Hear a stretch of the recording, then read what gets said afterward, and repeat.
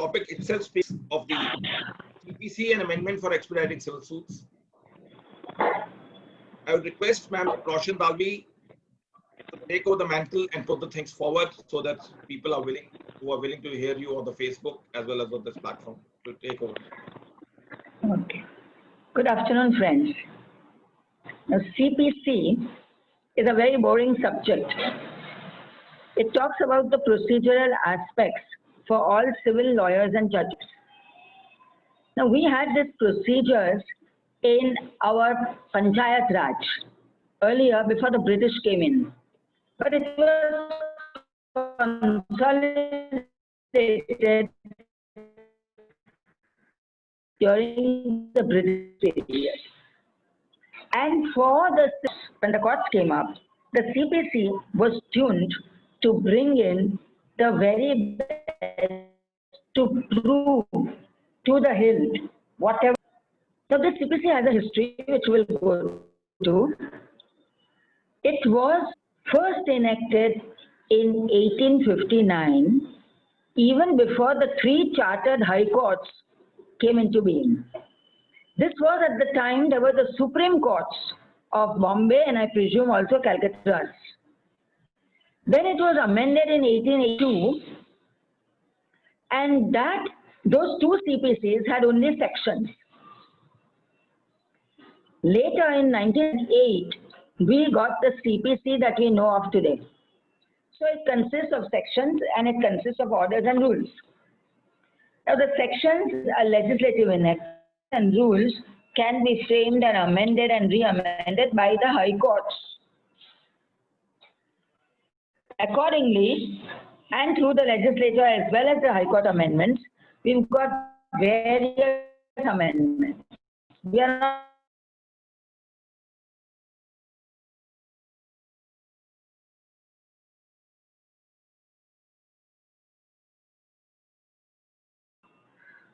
They were then not found to be enough. They were found to be wanting. And we had amendments of 1999 and 2002. Thereafter, we have had amendments of 2015. 2015, as the Act says, is the Code of Civil Procedure as amended by the Commercial Courts, Commercial Divisions, Commercial Appellate Division of the High Courts Act 2015, which we now call plainly the Commercial Courts Act. After this Commercial Courts Act also, there are no amendments in the CPC, but there have been amendments in the Arbitration Act. Consequent upon, pursuant to, and in the spirit of the Commercial Courts Act, because these are all commercial cases. Now, the Commercial Courts Act today applies to all suits above from 3 lakh rupees. So, therefore, we can say in effect all suits. And therefore, the CPC amendments in the CPC of 1908, with all these amendments put together, assume importance in view of the plethora of civil cases that are filed in courts every day. Okay. Now, there are certain salutary features of the 1908 CPC itself, which first we would like to go to, about half a dozen of them only, and then we go to the amendments. And we will have to see how they are attuned to the circumstances of those years, considering the number of suits that came to be filed and the amount of civil litigation that remained pending, so that those amendments became an instrument for expedition of those cases. So I would like to share with you a presentation, if you give me a minute, please.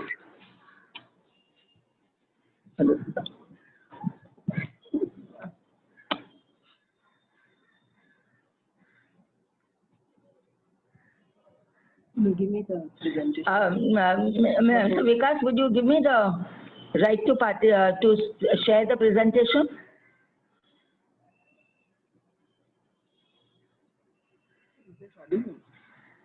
Hello, am I audible? Just check it out. It's allowed. Now check it out. It's allowed. Okay, okay.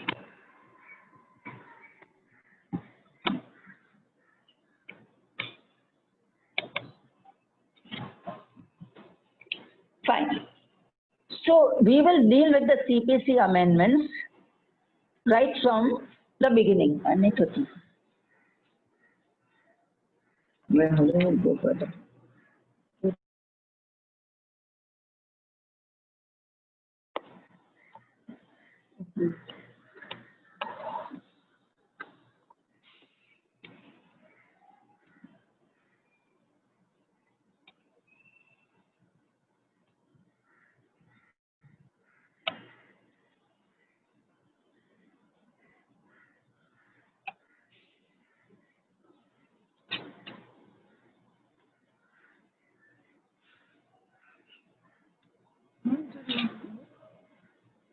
This time.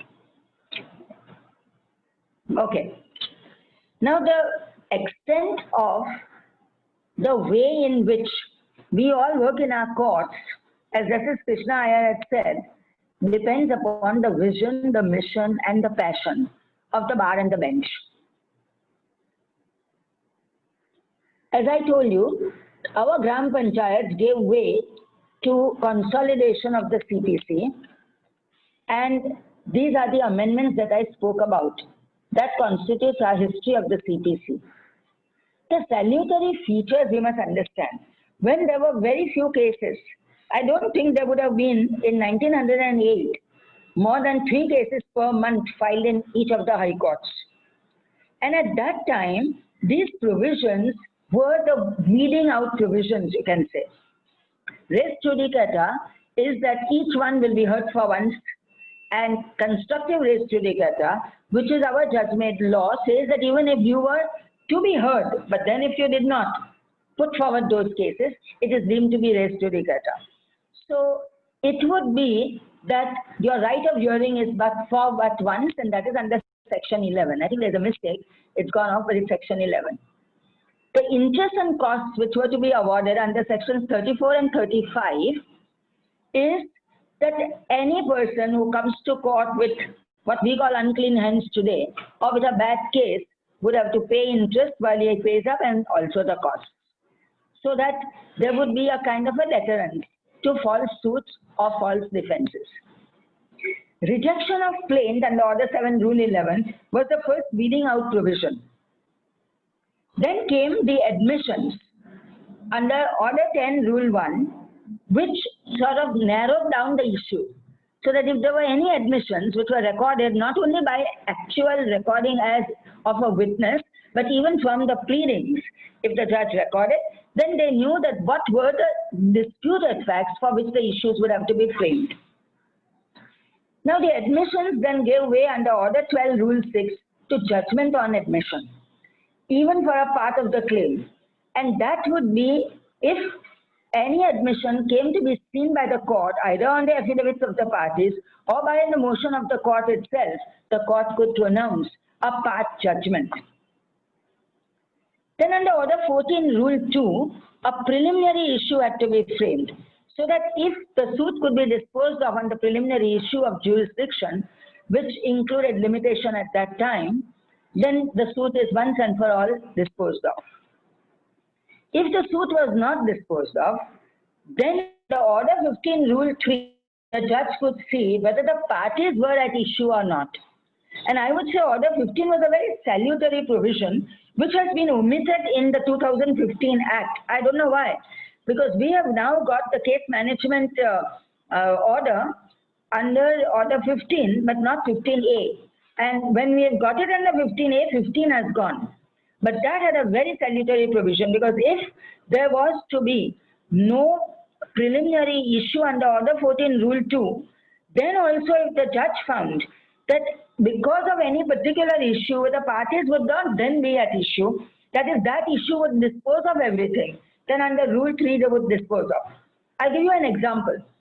For example, if there was a suit of a trust, and there was a suit for removal of trustees, but then the pleadings would show that this trustee had already resigned. Now, why would the court go into the issue of removal of trustees and see whether this trustee deserved to be removed if he had already resigned? So under Order 15, Rule 3, the suit could be disposed of. I would consider it a very salutary provision which is now gone forever. The next one was the right to begin. Very interesting provision, which is hardly used by our courts or by the lawyers today. Order 18, Rule 1. The plaintiff definitely has the right to begin. But if the defendant admits even a part of the claim and then says something more, that is, it justifies why the claim cannot be sort of decreed, then the defendant would have the right to begin. Again, I'll give you an example. If a suit is filed for rupees 10,000 and the plaintiff says that 10,000 are due and payable, the defendant says, oh, what nonsense, I already paid you 5,000 last year, which would mean that 5,000 is not paid till this year. Then the defendant would have a right to begin and show that 5,000 was paid off so that only 5,000 remains. Very interesting provision, hardly at all used. And then there is a preliminary decree. Now this preliminary decree can be passed in administration suits, partition suits, suits for accounts, suits for profits, etc., etc., which are all separately given under Order 20, Rules 13 to 18. Now what happens is that so many, thousands of these suits are filed between the family members, between partners in a partnership, when somebody dies in a family as an administration suit, or before somebody dies as a partition suit, in suit for accounts between partners, etc. But preliminary decree is not passed. Suppose a preliminary decree is passed, it is only for ascertaining the shares of the parties. Once the shares are ascertained, the entire scenario changes under our CPC today, under Order 89. Generally, what would happen is a preliminary decree under the strict provisions of the CPC would be thereafter leading to a final decree. And the final decree would take years to be determined because it would go to the Commissioner for taking accounts.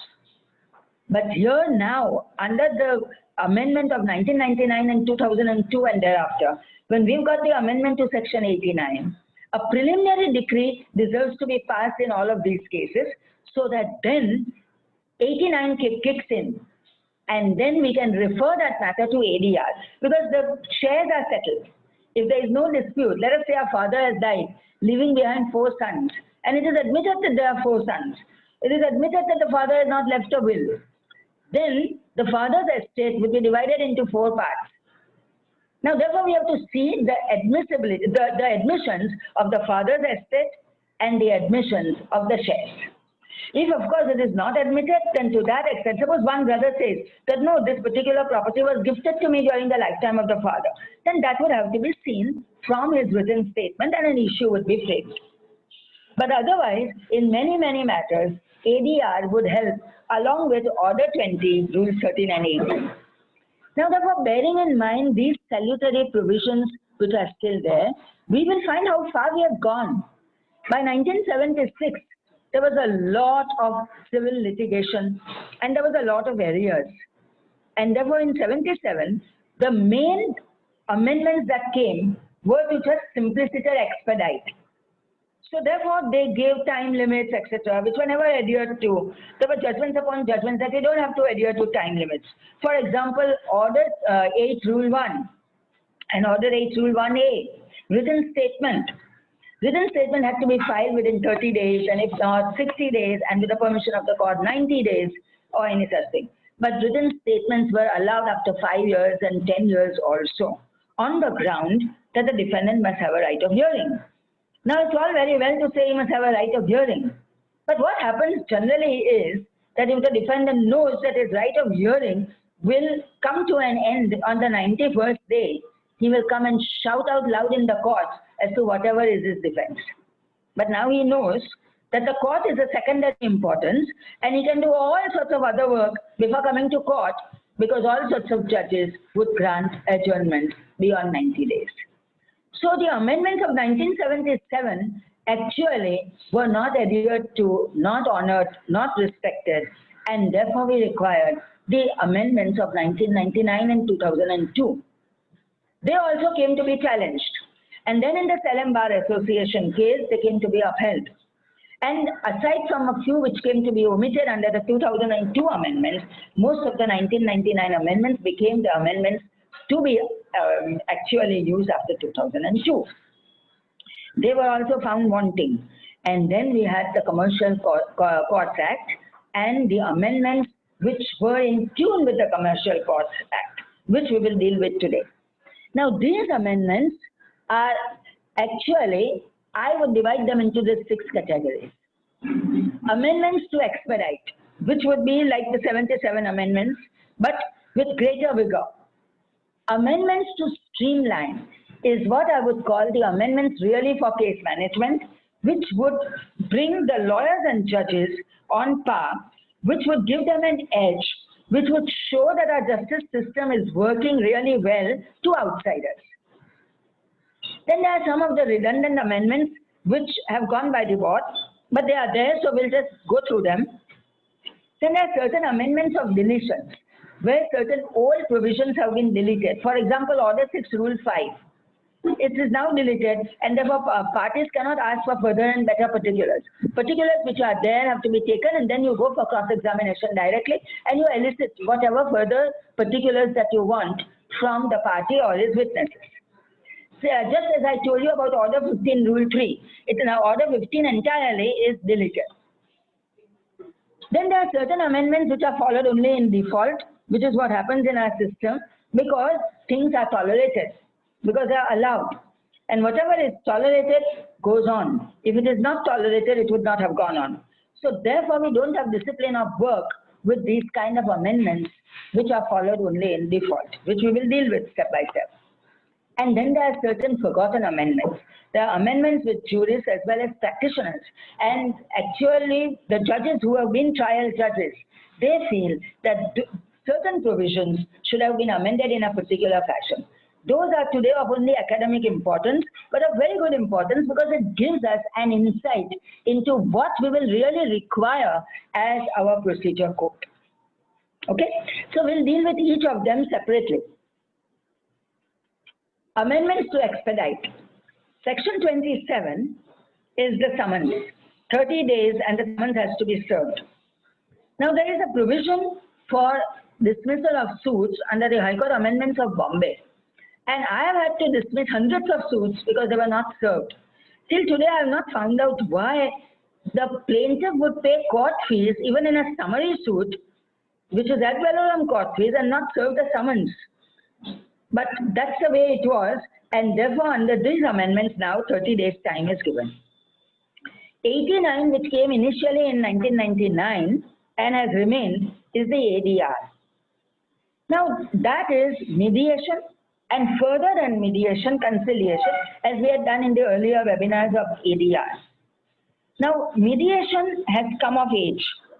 But mediation is today not settled in several of the jurisdictions and very well settled in some others.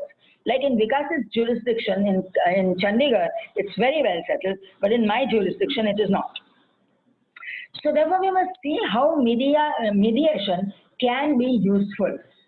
Mediation can be useful, as I told you, in cases where preliminary decree is passed and you have to only divide the shares as per the shares which are ascertained. In various other suits, I'm not giving you really a lecture on ADR today, but in various certain specified kinds of dispute, including now Specific Relief Act, the specific performance of contracts and family disputes and insurance matters and motor accidents claims, mediation and conciliation has been proved to be very good. Arbitration has proved to be better than adjudication because there is a chosen judge, and besides, it could be decentralized. Therefore, it's only an award, which then has to be, of course, challenged or enforced. We also have the Lok Nyayalaya, and that is differently held in different courts. We won't go into it in section 89. Now, Order 10, Rule 1A, 1B, and 1C is also. Our CPC today says that is the best time when you can refer a dispute to ADR. In Canada also, this is the main time, and they call it court enforced mediation. So that there is a hiatus after the pleadings are filed, when the issues have to be framed, after the admissions are recorded. And the parties who don't want to go to mediation, who think that if they go to mediation, the other party would feel that they have a weak case, which is completely wrong thinking, But if that really happens, the court forces the parties to go to mediation, and whilst doing so, many of the cases can get settled. So that is Order 10. Then under Section 96, there are no appeals for small claims, no appeals when it comes from below a particular limit, etc., so that there is a little weeding out of the system. Under Section 100A, for a division bench in a second appeal, if suppose a single judge has decided in the High Court, then certain matters don't go to the division bench, so that one appeal is now lessened. Under Section 102, the second appeal in small claims is now no longer available. Now that is about the appeals. Then we go back to the suits. So under Order 5, Rule 1, the limit for service of the summons for filing the written statement, the summons would say this 30-day, 90-day, and now there is a 120-day limit. So it is like a bar of limitation. Now, when there was this bar of limitation under Section 3 of the Limitation Act, we know that it has been honored and upheld all the time. There is no party who can come after 3 years in a, say, monetary claim and say, please, please allow me to file the suit, condone my delay. It cannot be done by the courts, and that is well settled. This provision is much like that under Order 8, Rule 1. Courts will have absolutely no jurisdiction now to give any further time. Further on, Order 5, Rule 9, the service by a proper officer, courier, RPAD, speed post, and by the plaintiff himself. That is under Order 5, Rule 9 as amended in 1999, came into force in 2002. Under Order 5, Rule 9, Sub-Rule 5, we have refusal as good service. Now, when we deal with the forgotten amendments, I'll tell you that unclaimed service is not still held to be good service, but it should have been held because there are defendants who try not to claim the service. And because of that mischief, the service doesn't become good service. So that is a forgotten amendment. I'll come to that a little later. But under Order 5, Rule 21, today we have got service by fax and email under the CPC, and under the High Court and the Supreme Court judgments now, even by WhatsApp.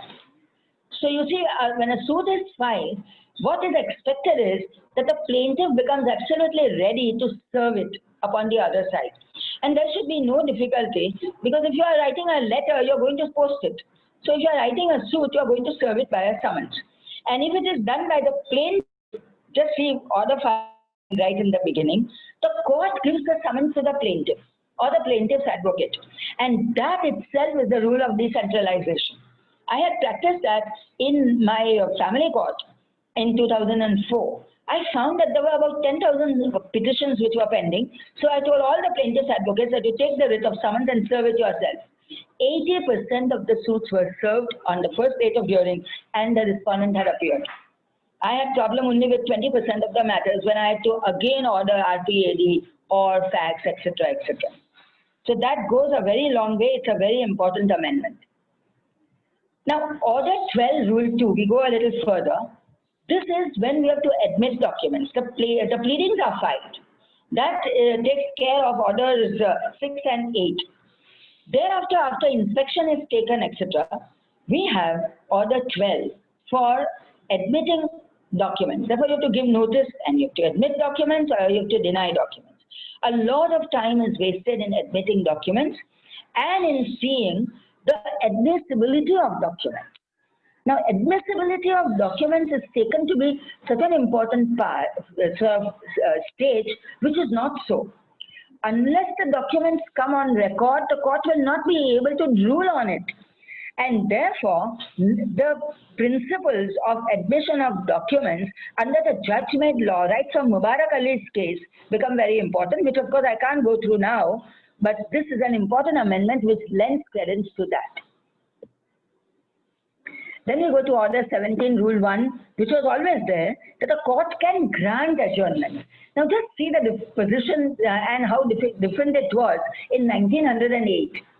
The court was facilitated. The court was given the leeway to grant adjournments in its discretion when a party could not come. So it was not as if to say the CPC felt that the court cannot have that discretion. Please grant some adjournments also.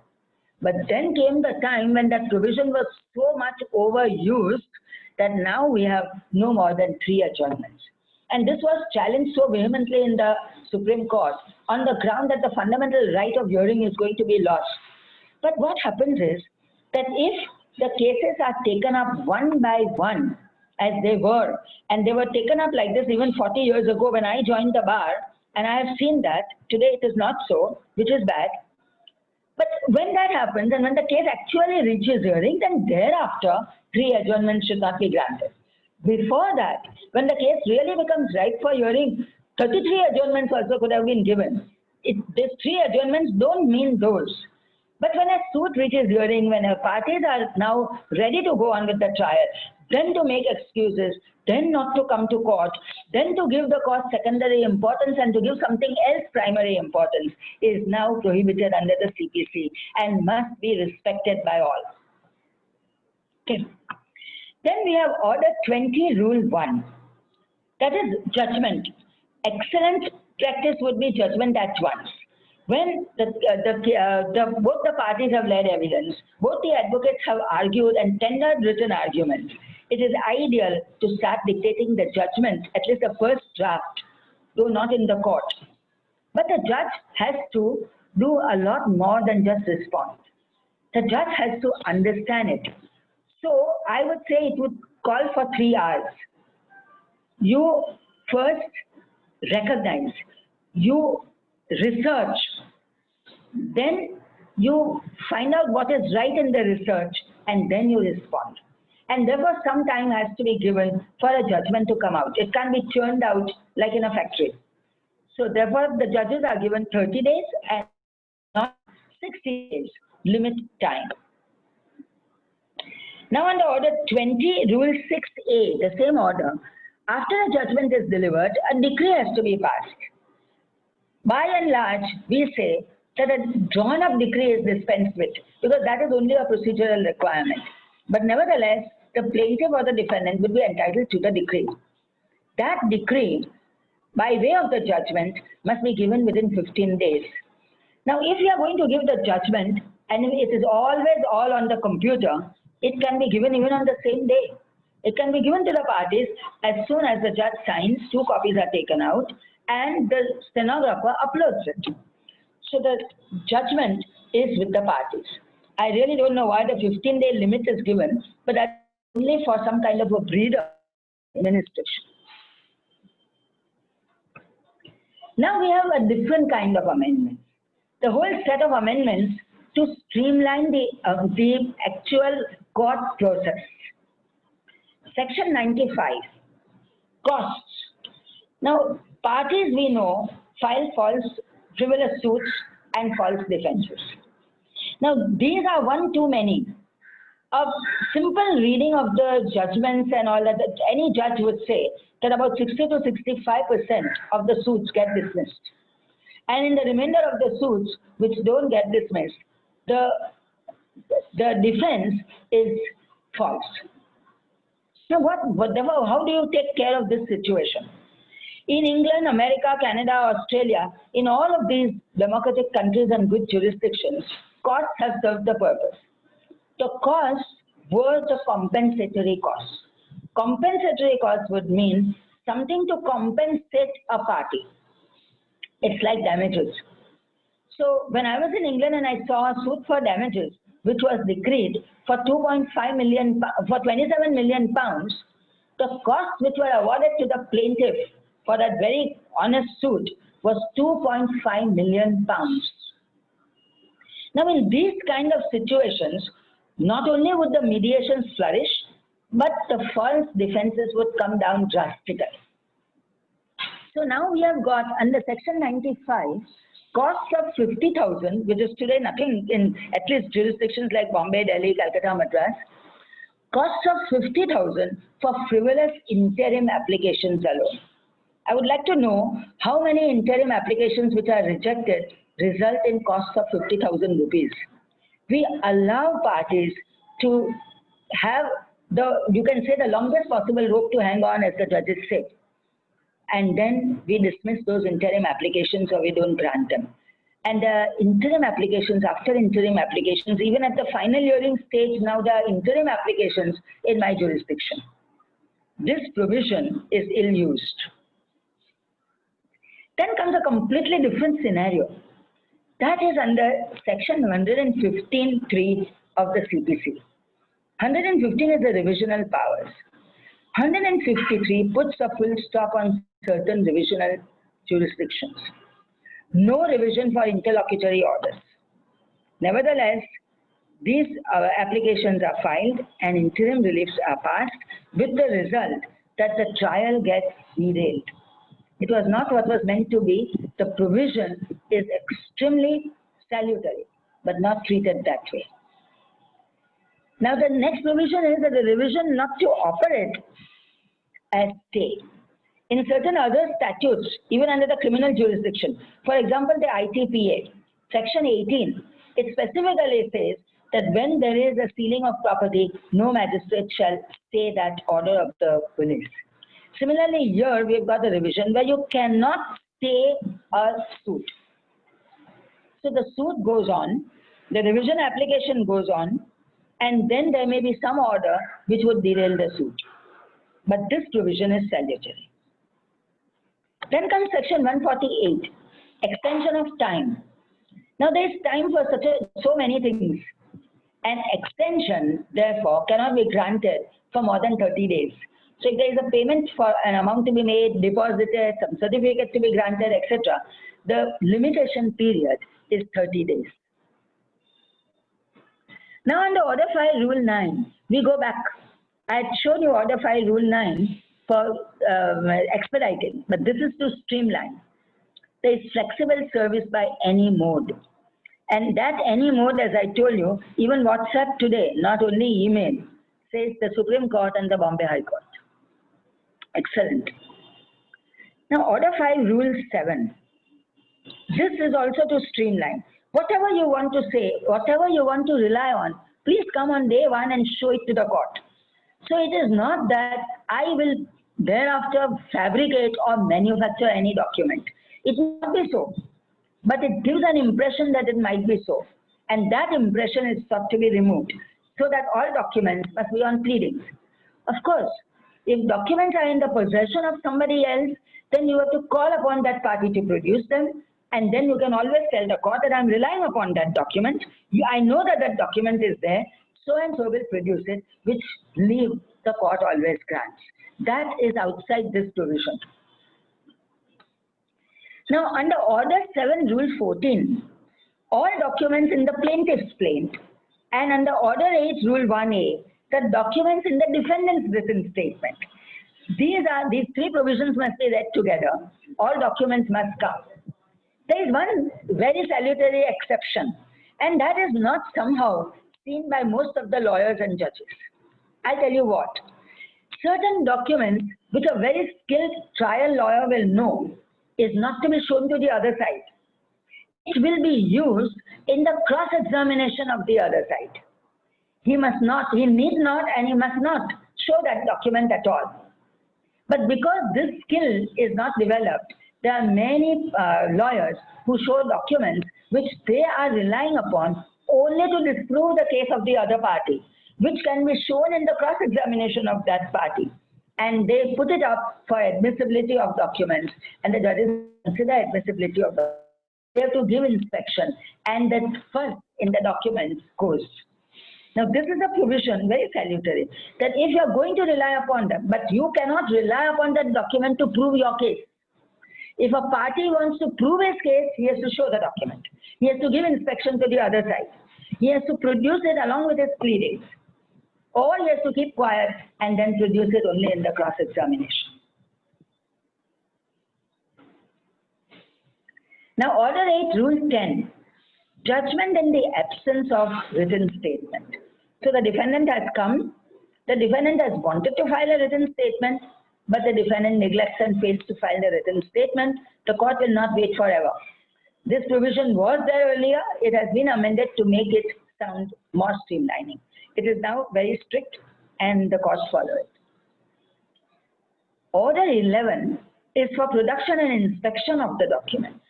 An ideal thing would be to produce all original documents every time in court. You don't have to give it to the court.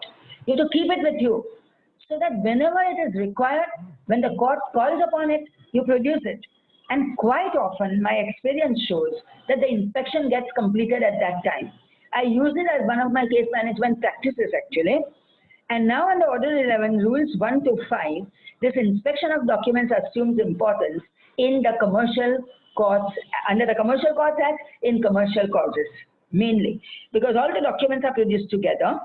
They may be electronic documents, they may be, say, for example, tally statements, etc., which are the accounts of the company. They may be emails which come by way of chain of correspondence. All of these fall under Rules 1 to 5. Then Order 17, Rule 2. Now, we've seen the history of Order 17. Order 17, Rule 1 was first, the leeway given to the court that you can grant an adjournment also. It is not so sacrosanct that a party cannot come. Then there was that you cannot grant more than 3 adjournments by 2002. Now there is separate costs for adjournments. So you ask for an adjournment, the court can grant costs. In one of the very interesting cases which came up before me, and that was not under the CPC, it was in a criminal case, 138 matter under the Negotiable Instruments Act, the magistrate granted costs of 68,000.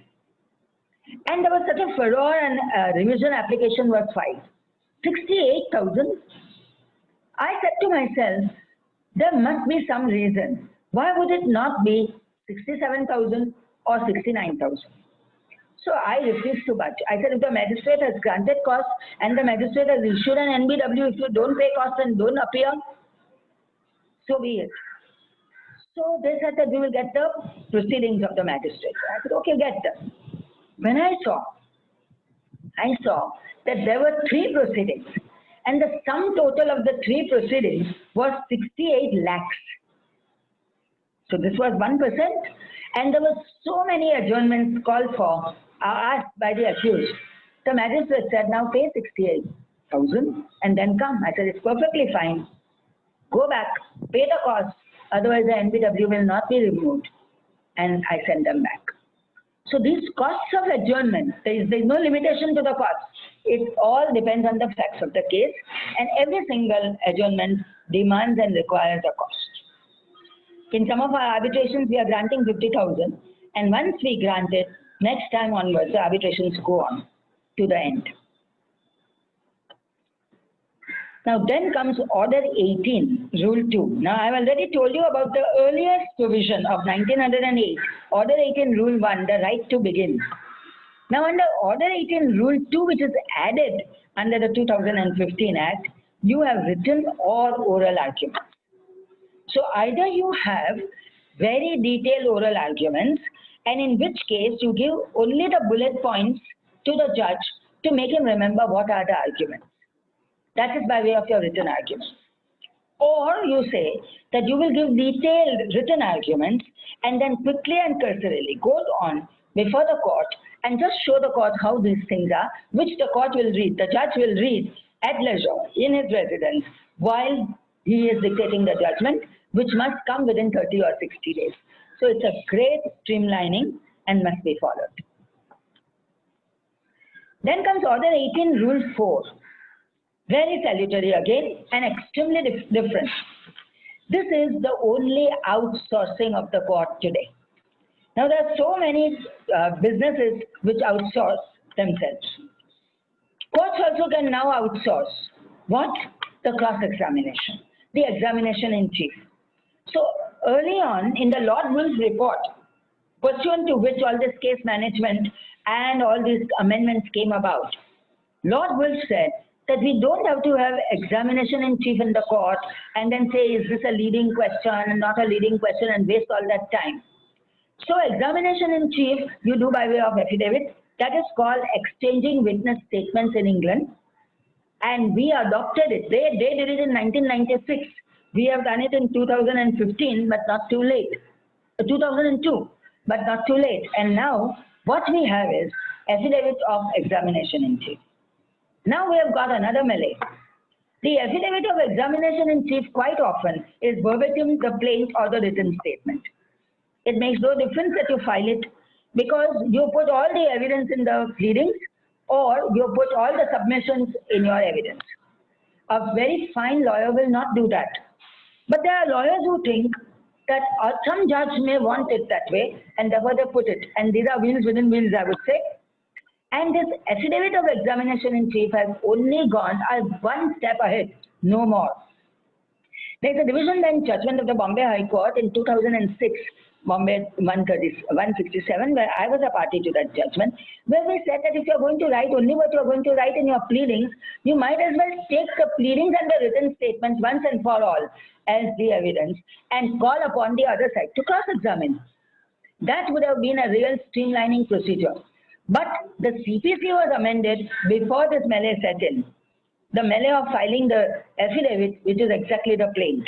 And therefore, you can't blame the framers of the amendment, but you have to blame the procedures.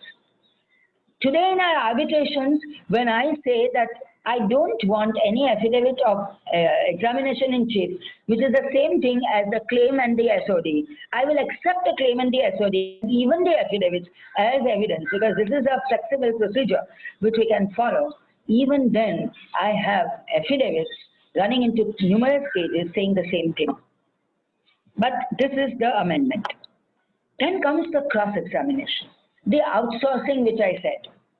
This is a real new line of profession for all young lawyers. I would have grabbed it if I was a young lawyer at that time because I was a trial lawyer. In which case, the court appoints a commissioner who is a lawyer, generally, or a retired judge or a retired officer of the court to record the evidence. The cross-examination of the parties. Therefore, this part of the work can get done in after court hours, or it can get done within court hours by some other parties. And the cross-examination can come back to the court, which the court or the judge will read it at his residence or her residence, and then go on with the argument. So a very big portion of the trial goes out. Now, there was a lot of furor about this, that the court must see the demeanor of the witness and the court must hear, etc., etc. But in how many civil suits today, which are dependent upon documentary evidence only, and thousands upon thousands of them are so, will the court have to ever see the demeanor of the witness? The documentary evidence takes precedence over the oral evidence. The oral evidence gets excluded by the documentary evidence for the documents like agreements, etc., which are executed. These agreements may be also the correspondence between the parties which form an agreement by two letters coming together or so. Anything can be an agreement. And therefore, this cross-examination does not require demeanor to be seen as in the criminal trial anymore. This cross-examination, instead of a young lawyer going with his senior and doing nothing and just watching, if this young lawyer were to even record the questions and answers, how far would he go?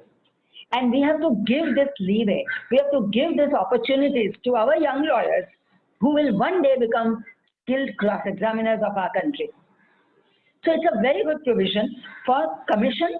And of course, sometimes if the court wants, the court would do. But I would say in most of the matters, the interpretation should be that it is meant to be outsourced. And therefore, in usually all the matters, the commissioners would record the evidence.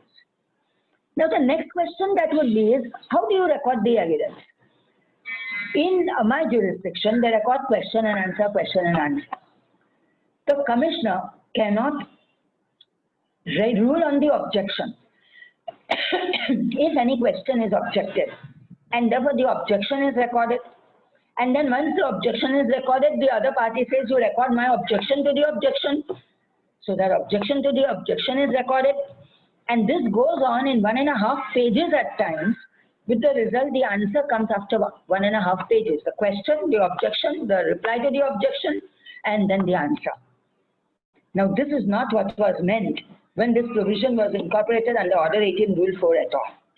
And this can be done away with by the rules of the court. two things are required. One is that the commissioner can record a narrative. There is no bar to a commissioner recording a narrative under any of the statutes. So let us not put that bar upon our commissioners. We have to have confidence in our commissioners. They are our young lawyers. The second is that instead of a narrative, if you want to have a question and answer on certain points, then it becomes extremely sort of, it becomes very attractive. That there was a narration, it was a whole paragraph, and then there is a question and answer. So it shows whether the question was misleading or the answer is false. And if you are going to record all the questions and answers, it will not be shown. It gets drowned in the proceedings. That is one thing. And the second thing is, if you want to record questions and answers, then record the question, record the answer, and then record the objection. Because in any case, the commissioner cannot rule on the objection. So the court will have to decide, well, the court reads the entire evidence as a whole, whether the answer must be read or not read. This will have two-sided effect. There are some witnesses who get flustered by all those advocates talking in between, objecting, not objecting, then recording, and they forget the right answer, which is very unfair. And therefore, when the answer comes, it may be not so accurate, or we may have to again tell the witness the question and make him understand.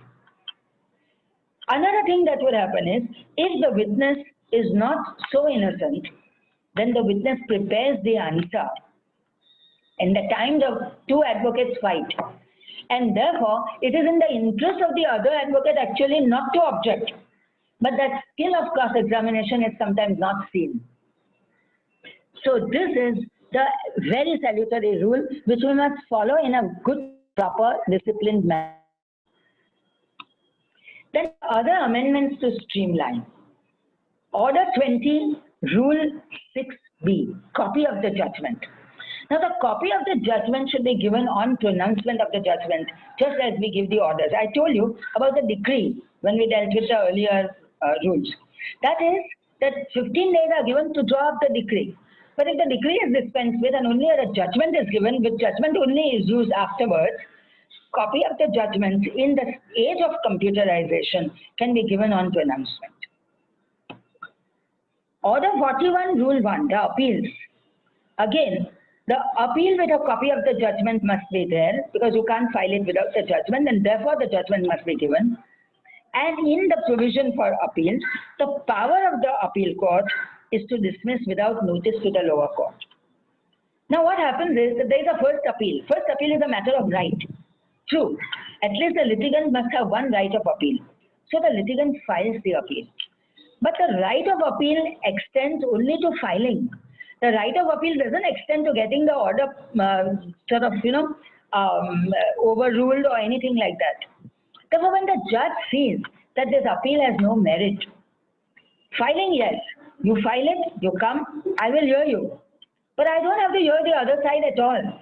So there is no need to give notice to the other side, notice to the lower court, get all the proceedings, and then dismiss the appeal. The court can dismiss the appeal after hearing the appellant. Extremely good. Now, after this good and really worthy amendments, we've got certain redundant amendments. They need not have been there, but they are there. It's fine. Section 39, execution outside territorial jurisdiction. Very few matters where the execution is outside the jurisdiction, in which case the court has to issue a precept upon the other court. Under Section 46 of the Code of Civil Procedure 1908, the provision was always there. So now under Section 39, it goes outside the territorial jurisdiction changes, and that court has got jurisdiction then to execute decree or the award if it's an arbitration. Then Order 4, Rule 1. Plaints in duplicate. I have never known why you should file plaints in duplicate. In some jurisdiction, plaints are filed. I think forests have been used in that provision. The trees upon trees must have gone. Nobody sees the duplicate plaint. In some of the jurisdictions, they have looked the other way and not asked for plaints in duplicate, which is really good. Then Order 5, Rule 2 and 6 and 7, writ of summons. All of these come together. So when a writ of summons is served by the court, or the writ of summons is given to the plaintiff to serve, or the writ of summons is served by any of the electronic modes, then how do you have this? And when you're having the service, strangely, one aside, I'm not only talking about the amendments, but the amendment which has come. The earliest amendment of the earliest CPC of 1908 said that you have to serve the plaint to any adult male member of the defendant's family. Now in 1908, we know the position of women in our country.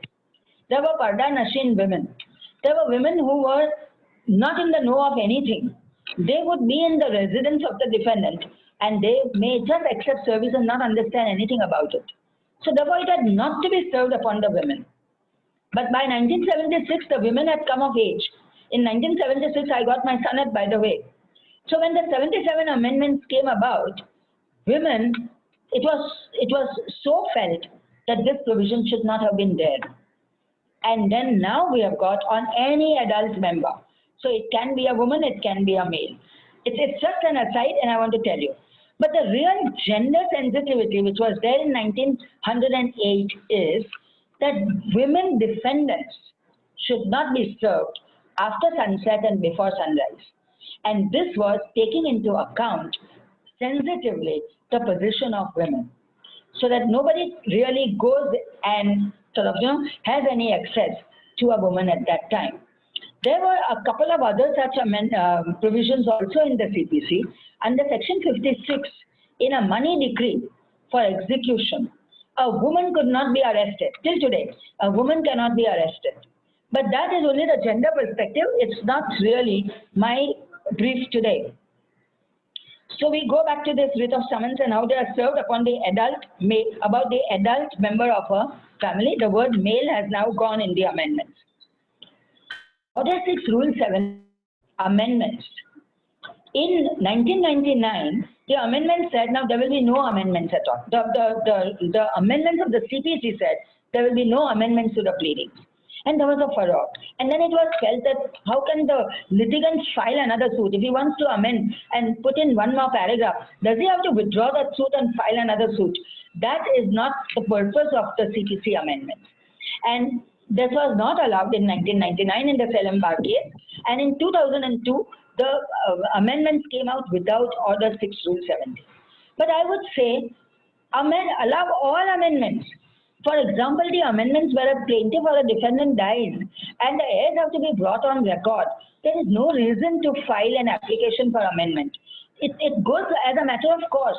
In England, the party just comes to the plaint and gets the plaint amended and tells the other side that now these are the defendants or the plaintiffs. And most of our amendments are of this nature. But if the amendments are of some other nature also, it's always nice to allow all amendments, in fact, I would say, and then see the worth of the amendments, just as we would see the worth of the plaint and the written statement. Then we go to Order 7, plaint. Copies of plaint for all the defendants. Now that is also very redundant, and again the same wastage of paper. There are sometimes 6 defendants who are all together and represented by one lawyer. There is no reason to make 6 copies. One copy can be given to the lawyer. If they want to make other copies, they can be made. In fact, now everything is served even online, and therefore even one copy may not really be required, except when a defendant has not come to court before that for any interim proceeding. Otherwise, he has got the copy. Okay. So some other redundant amendments. Order 8, Rule 9, additional written statement.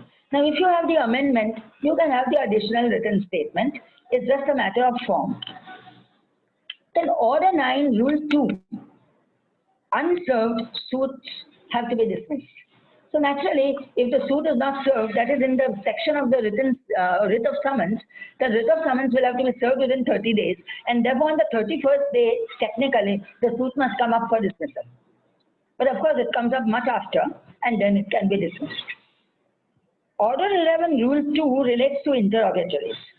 Some say that it is very salutary. I say not. Whatever is in the interrogatories also is repeated in the cross-examination of the parties. And therefore, only the cross-examination can serve the purpose. Order 18 Rule 17 relates to further evidence. Now this further evidence is what the court would want. So when you have a court witness or the court thinks that this kind of evidence must come up before me, then that further evidence can be brought in. Otherwise, it is not required. Then Order 18 Rule 19 is a statement on commission. So if there is a commissioner appointed and if somebody has made a statement and the commissioner makes a report, that can be taken in as evidence, which is rarely done because now commissioners are appointed and can be appointed for recording evidence. Now these are the provisions which are deleted. Order 5 Rule 19A relates to service of summons. Order 6 Rule 5 relates to further and better particulars. Order 7 Rule 15 is for claims. Order 41 is appeals. Order 8 Rule 8A is for written statements and whatever is not said which has to be said. Order 12 is for documents and inspection, and Order 13 is for admissibility of documents. Now these provisions have gone presumably so that the real sort of, the provisions which were clogging up our system, like further and better particulars. Why should you ask for further and better particulars? You ask for them in the cross-examination. Very good sound principle, and it has gone. But Order 15 entirely having been gone is not to anybody's liking, I suppose. Now there are certain amendments, very good ones, and they are followed only in default. Time limits for the service. Courts invariably grant more and more time, and the parties know that time will be granted, and they never come up on time. It is unlike, you say that you have booked a train ticket and the train goes off. You booked a picture ticket and the picture begins and ends. You don't come, you don't come. But court is not so sacrosanct as a train or a picture. I've written a book on tangible justice, and I've written about these time limits and adjournments and our procedures. Section 89 ADR is also not followed as it must be. It should be that courts are left to do the work which nobody else can do. That is the real spirit of Section 89. That means if there are interpretation of documents, if there are interpretation of laws, if there are cases of fraud, if there is something which you can say is non-negotiable, you go to court and you get a decree and you get a victory. But when you have got arguable cases, when you have got cases between family members, between business partners, there is no reason why the relationship should not be maintained. And the cases which come out, you can say for the reference to mediation or conciliation or arbitration must be well done. And it requires a lot of training of both lawyers and judges to understand which matters are good for both. And therefore, ADR is called not only the alternative dispute resolution system, but the appropriate dispute resolution system or the additional dispute resolution system. I wish it would be followed as it is followed in England and America and Canada, because then our courts will really have time to do the things that others can never do, which cannot be outsourced, and they can go up quickly. Now, Section 95. I showed you 50,000 rupees for ad interim injunction, which is frivolous. But I don't see it being granted. It is always followed in default. Section 115(3), grant of stay. Invariably, appeal courts, and now even in arbitrations, stay could be granted, which is a death knell of the trial court system. Order 6, Rule 17, amendments, again, all sorts of amendments, and they are argued upon. So it's not that, you have to just allow the amendments. A lot of time, of course, gets wasted in Order 6, Rule 17 applications. Then the rejection of plaint. It should be Order 7, Rule 11. Rejection of plaint is a very salutary provision, and it should be followed, 1, where the suit is barred by limitation, and 2, where there is no jurisdiction. These are the main things. Or of course, if you have not paid enough court fee and the court tells you to pay and you still don't pay, because that is also very important for collection of revenue. So if this is followed properly, then there is a lot of weeding out of the provisions of the other suits. Order 17 Rule 1, no more than 3 adjournments is also always followed in default. And Order 17 Rule 2, costs are almost never granted. Order 18 Rule 2 deals with, or actually has resulted in long oral arguments and then long written arguments, then reply to written arguments also. So therefore, the remedy becomes worse than the malady. Order 18 Rule 4 is followed, but very rarely, and some say that if it's a small matter, the court must take it up. But I see, why should the court take up a small matter? A small matter must be taken up by a small lawyer. He gets the right, he gets a leeway to become a big lawyer one day. And this should be followed by way of a rule rather than an exception. Order 20 Rule 1, time limit for judgments, unfortunately also is not followed by judges. It is bad for the judges, it is bad for the lawyers, it is bad for the advocates. It must be followed, but is followed in default. And waiver of deposit, Order 41 Rule 1, very salutary provision. If there is a money decree, there must be a deposit of the entire amount. Waiver must be only when the court sees that there is a gross error of the trial court at the first hearing, and therefore says, okay, I waive the deposit, I am still admitting the appeal and I will hear, because I believe that in all probability I am going to set aside this decree. That doesn't always happen.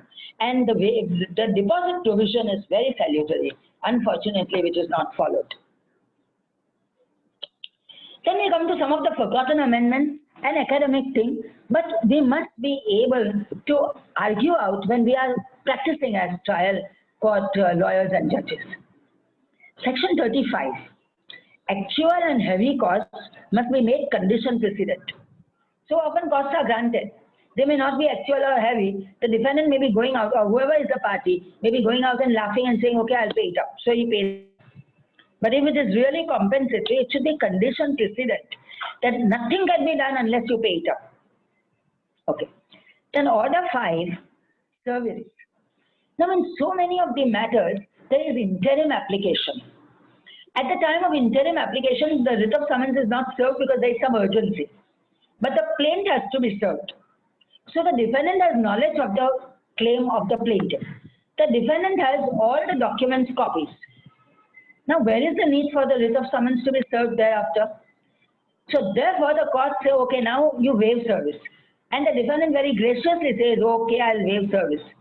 But there is no need to do that work. Whenever a defendant appears, he served the papers, has knowledge of the plaintiff's claim, the purpose is served, and service must be deemed to be waived. There is a Bombay High Court judgment of the Chief Justice and myself where we have held about deemed service. And then unclaimed service. As I said, it is a mischief rule. We have got the refusal of service as good service, but unclaimed service is not good service. But if you see that the service has been properly made, it must be claimed by the defendant. And therefore, if it doesn't claim, he refuses to claim it. That provision has remained. Order 6 and Order 8, plaints and written statement. In Bombay, we have to file synopsis because the pleadings are so voluminous that no one wants to read them. It doesn't make a good essay, it doesn't make a good poem, it doesn't make a good pleading. And therefore, since about 1995-96, the Chief Justice M.B. Shah at the relevant time, he said we must get the synopsis. Then we got the synopsis, which also run into about at least 25 pages. A to M, A to Z, whatever, points. So now we say you must file a chronology of events and dates. Once you read the chronology of events and dates, you know what is the matter about, and then you see the documents and everything, and the lawyers argue, you get the entire proceeding. Then Order 7, rejection of plaint at the first hearing if it is undervalued. Now the only thing that the office must really do is to see whether the plaints are valued properly or not. And if they are not valued, nothing must go on, not even the ad interim application first. That provision has not come. Under Order 7, dismissal of suit if the defendant pays or deposits the value of the suit. Now this is a tact. So often the suit is undervalued. The plaintiff knows that it is worth 1 crore of rupees and he values it at a lakh of rupees. The defendant knows that this property is worth 1 crore of rupees valued at a lakh of rupees. The defendant must come and say, okay, it is valued at 1 lakh, I'm paying 1 lakh. Dismiss the suit. The parties will come and pay proper court fees. That has not been thought of. It must be done along with the Court Fees Act. Then comes Order 8. Now in Order 8, we have what is called a written statement. Therefore, that word, written statement, is taken to be very salutary. It is a statement in writing, correct? So therefore, if there is an affidavit, it is a statement made by the party on oath in writing. So if there is an affidavit filed to an interim application, it can be taken as a written statement. You can call it the defense, you can call it a counter, you can call it an affidavit in reply, you can call it a written statement. It is actually the defense, and therefore any one kind of defense must be accepted, which is not done yet. Now Order 10, as I told you right from the beginning, very salutary, admissions to be recorded with the interim order. Now when an interim application is heard, both the lawyers know the case threadbare. Both the parties are active, alive and present in court. The judge also understands the case threadbare. It is at this time that we must seize the opportunity to record admissions so that we narrow down the issues and to also frame the issues. Now issues can be amended, added to, deleted at any time under Order 14, Rule 4. So where is the need not to frame them?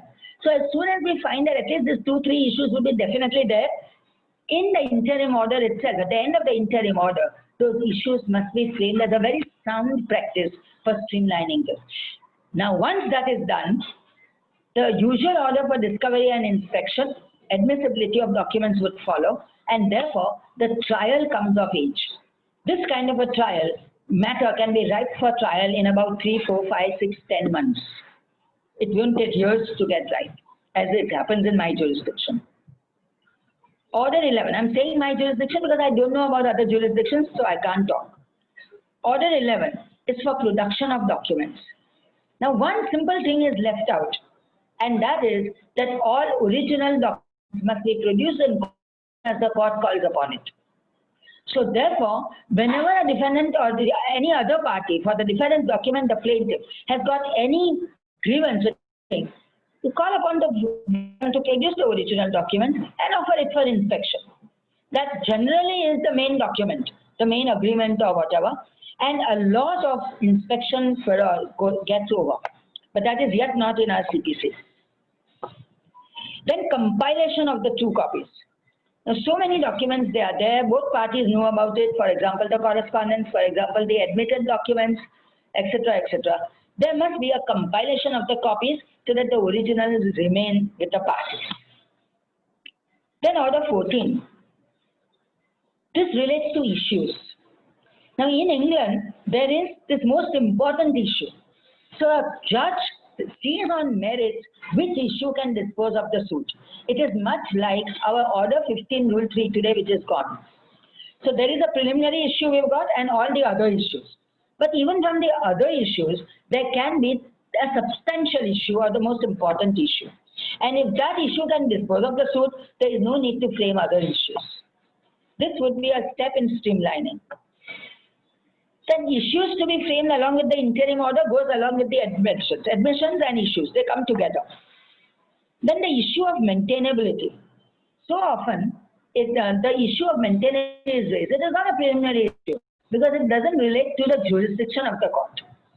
So maintainability, for example, there is a matter where it must go to the DRT or it must go to NCLT. So it's not maintainable in a civil court. Immediately it should be taken. Yes, it can be done also under Order 7 Rule 10A.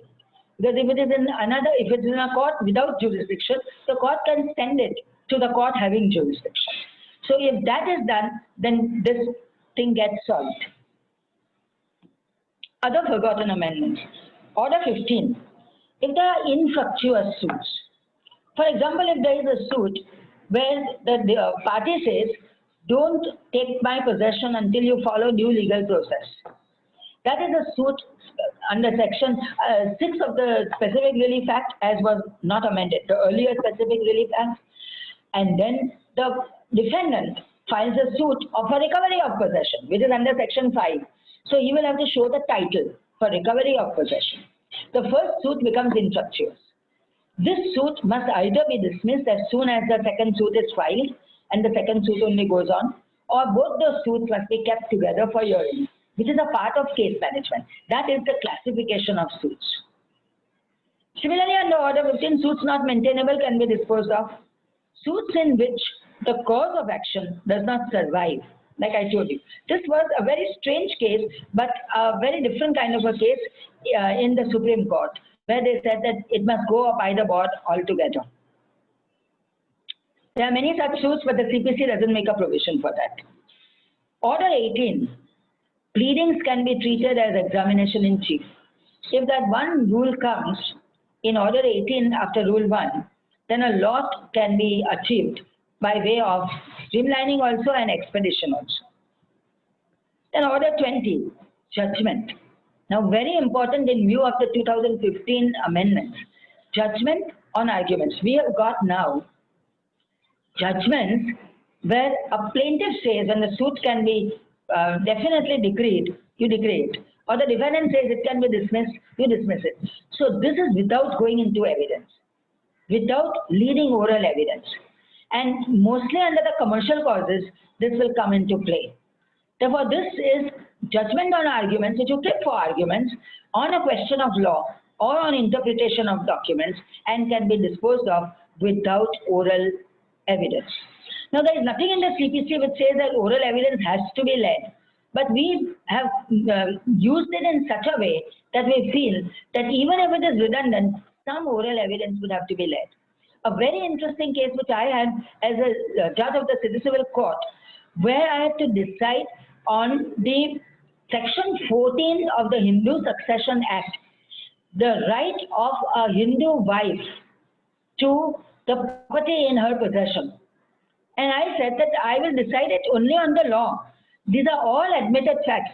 There was an HUF, there was this brother, sister, the father died, the mother died. When what act came into being? First, it was the Hindu Women's Right to Property Act 1937, which got repealed by section 14 of the Hindu Succession Act. And that was what I had to decide. I said, I will not lead any oral evidence. I will not record any oral evidence because there is none to lead. They went in appeal. The appeal court sent it back. I recorded oral evidence of the plaintiff and the defendant, and neither advocate used that evidence. Not a single sentence was required. I gave the judgment, and I mentioned that in my judgment. Unfortunately, the parties did not go in appeal again.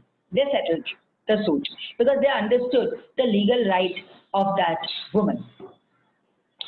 Now, I have mentioned about that as a whole separate chapter in my book on tangible justice, and one lawyer laughed at it and said, this is what happens.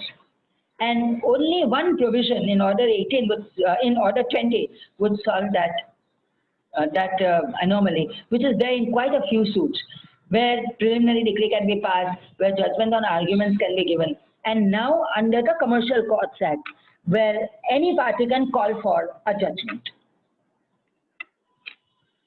Then Order 37, summary suits. All the provisions are very salutary. But when a court decides on a deposit of an amount in a summary suit, that amount can be allowed to be withdrawn by the plaintiff in some cases, at least in part, because the court feels that that much amount is definitely having no substantial defense, which must be shown in a summary suit to get unconditional leave.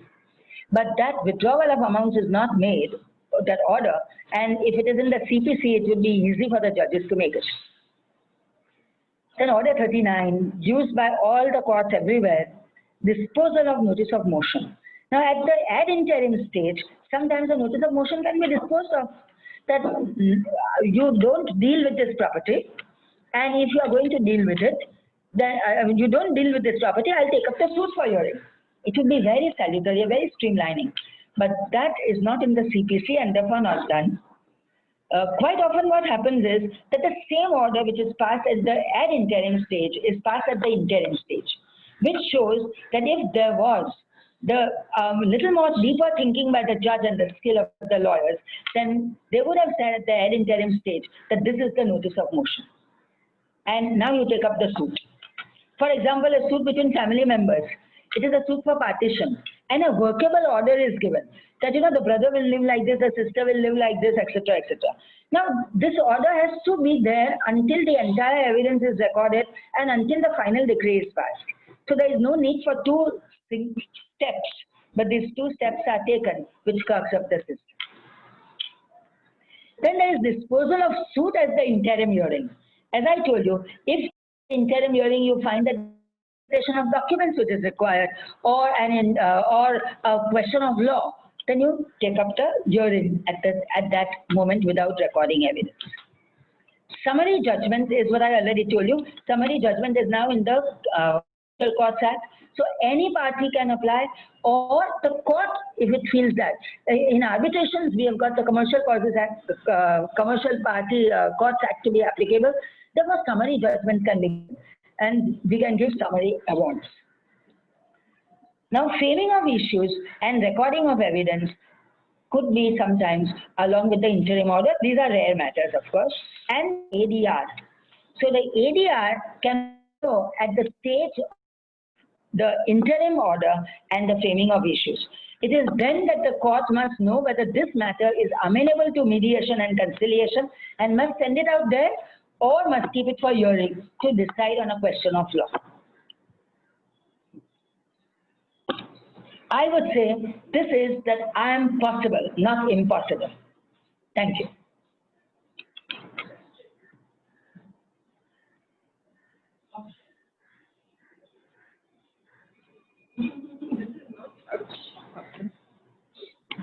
Thank you, ma'am.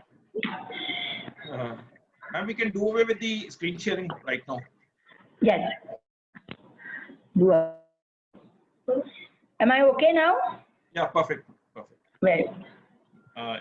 In fact, large number of sections, orders, I believe that participants would be learning it for the first time and what are the nuances. Just as you said that Order 7, Rule 11, I've seen, and you would also have experienced that, like in security, large number of people have started moving. They know that the property has to go, they have moved the application to the effect that there is a tenancy. Therefore, once you move an application under Order 7, Rule 11, read with Section 34 and 35 of the Securitization Act, large number of civil suits are on account of the first brush itself dispensed with. If you know those facts, then a lot of petitions or suits are also dismissed on ground of res judicata. But you don't have to lead larger aspects where you can ask for Order 7, Rule 11 read with Order 2, Rule 2 to the effect that it is barred. And I believe, like what we were talking, to the effect that in the service, like during these lockdown times, we have all seen that we are all receiving the petition only on through email, and there is no dearth of that. Opposite counsel, especially where the state and etc. is involved or board corporations are involved, we all are getting summons through, not even summons, the advance copies are also being served through the email, and that is facilitated. There is no problem with that, and in fact, there are 4 respondents and you are representing the entire board or corporation, you get only 1 copy. In that process, I think we can take steps further and proceed further. We'll take the question, just receiving. Can a judgment given in a review by the same court be appealed to a higher court? Which higher court is there? Higher than the Supreme Court? No. Can a judgment given in it wants to say, let's assume it's by, then can you take it to the district judge or a ADJ in accordance with the provisions of law? A review petition. If it is given by a sub-judge, not by the Supreme Court. No, sub-judge.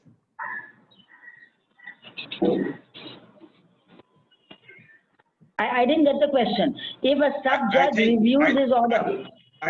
He wants to say, let's assume the judgment, and then in a review, the judgment is totally different than what was originally. And what is the remedy for that? I have just not understood it at all. It is just like, let's assume that there is a judgment by a single bench, and there is a review, and the judgment is reviewed by the learned single judge itself. Then he says, what is the remedy? There is a remedy. See, when a judgment is reviewed by a single judge, that judgment becomes the ultimate judgment, the final judgment.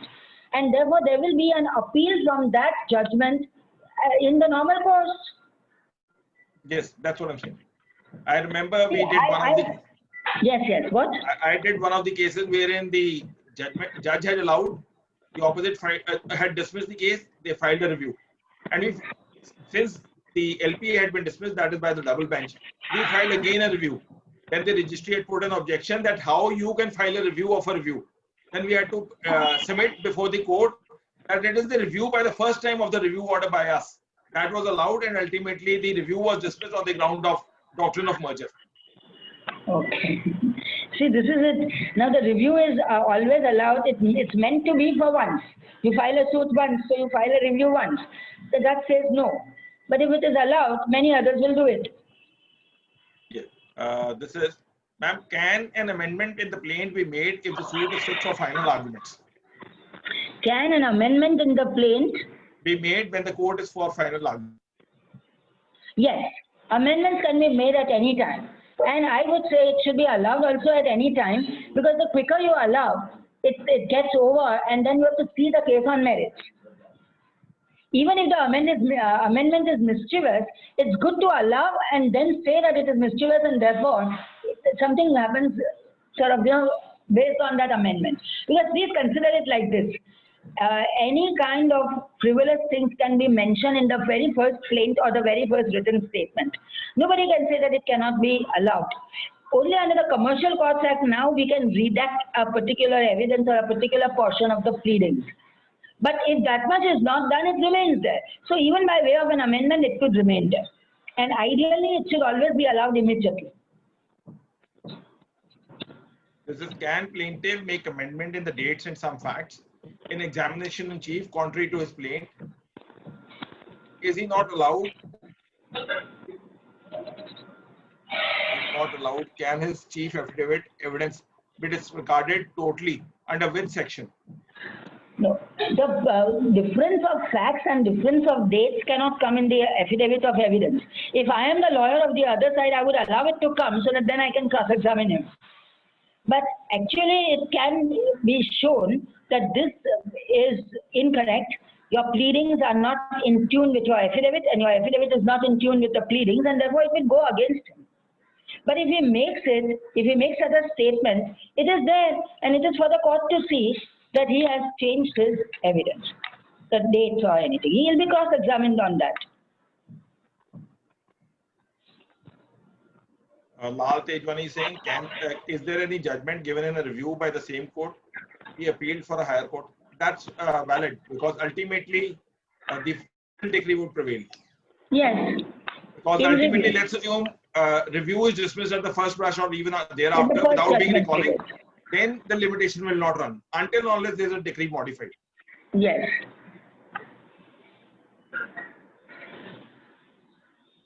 This is Praveen Kumar. No, this question we have taken. Raman, documents have been submitted in evidence by a defendant which are exhibited but subjected to mode of proof. Is it legal in terms of the judgment of Shalimar Oil of 2010 Supreme Court, wherein it has been decided at the time of exhibition of documents? The question is not very clear. A standard suit filed would take how much time, considering it starts from the lowest? These are all Lal questions as to what is the limitation. It all depends upon how the court proceeds. Like today, even we can't speak of who thought of that. These times will come where the courts are not even taking up the matter. And sometimes the courts are also clogged up with the matters.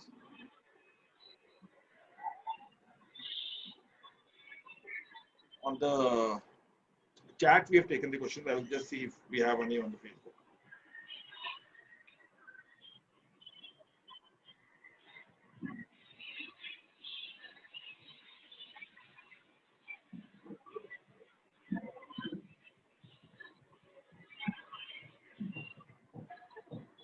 On the Facebook, there are only 10 comments and they all have praised it.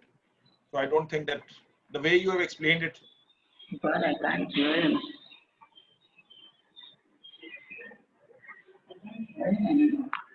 Yes, ma'am. So thank you, friends. And probably your laptop. Yeah. Yeah. No, it's visible. It's visible. But just you have to change the Facebook. She's unmuted. She's muted herself. We are unmuting you, ma'am. Yeah. I cannot hear you, Vikas. No, now it should be audible. It's audible?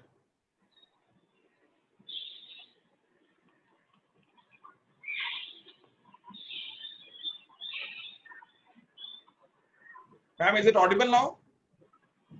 Audible?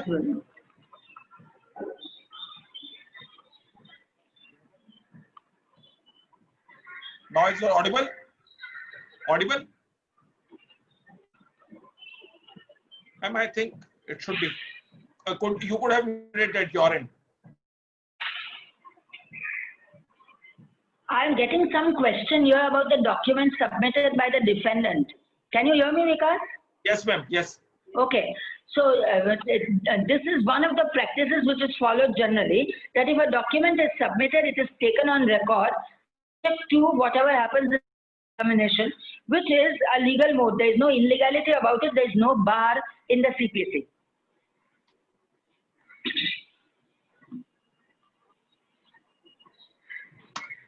Yes, ma'am. Ma'am, is it audible now? Audible? Yes. Good evening, friends. And we all are quite thankful to ma'am for giving the insights to us. Tomorrow at 5 p.m., that is on Gandhi Jayanti, we will be having a session on data protection law and its journey by the partner of Lakshmi Kumaran Sridharan, Charanya Lakshmi Kumaran. So do stay connected with us at 5 p.m.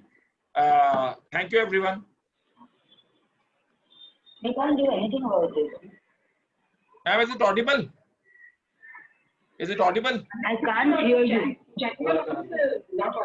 Surprise you on the session of data protection law and its journey at 5 p.m. Thank you. Stay blessed. Stay safe.